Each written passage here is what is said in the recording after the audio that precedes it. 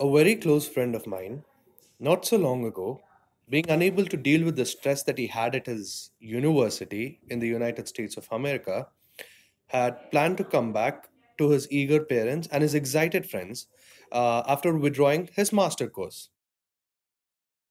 And not being able to handle the pressure of coming back home empty handed to his expecting parents, he brought himself home, but in a body bag, having committed suicide. Stress is highly underestimated. As difficult as it may be, stress is also easy to understand. It is only the body's method of responding to demand or threat and shifting itself to flight and fight mode. Stress is caused due to stressors, which is a term used to define the situations and pressures that lead to stress. You see, stress is a common phenomenon.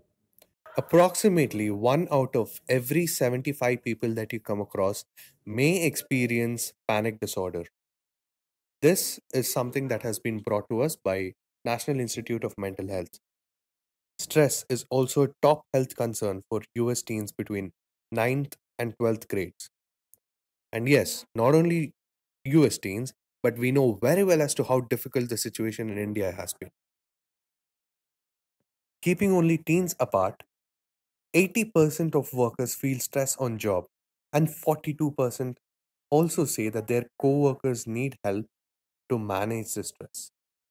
Yeah, everybody knows that there are a million reasons for people to have stress, but then it is very interesting to note that there are negative causes for stress and positive causes.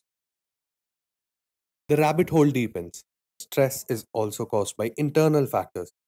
You know, when you worry excessively about something that may or may not happen, and when you have irrational, pessimistic thoughts about life and anything that could degrade your motivation, it can cause to a lot of stress.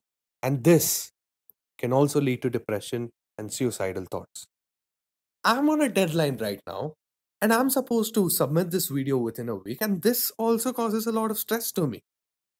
I mean, the best way I could get out of it is small forms of escapism. For me, it is playing video games, going to sleep as much as I can. And some people tend to have addictions towards different things. Everybody has their own way. But dealing with stress is the most important bit here. The human brain is a dumb piece.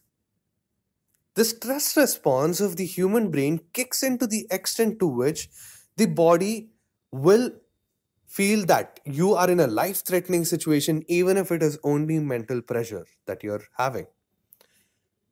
The human body goes into a fight or flight mode, which is a reaction that is automatically processed the moment you feel any form of pressure or stress coming from outside, or even if it is developing on the inside. So it seems, according to various studies, that there is no such thing called as stress relief, rather improving your tolerance levels towards stress.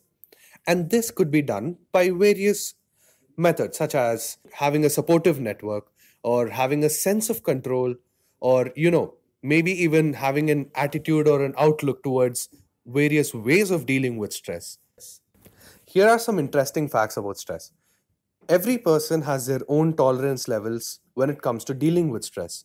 There are people like me who would panic over a deadline and would have suicidal thoughts and blah, blah, blah, blah, blah. And then there are people like Eminem who would have all the stress in the whole entire world but still not have a to give. It is really okay.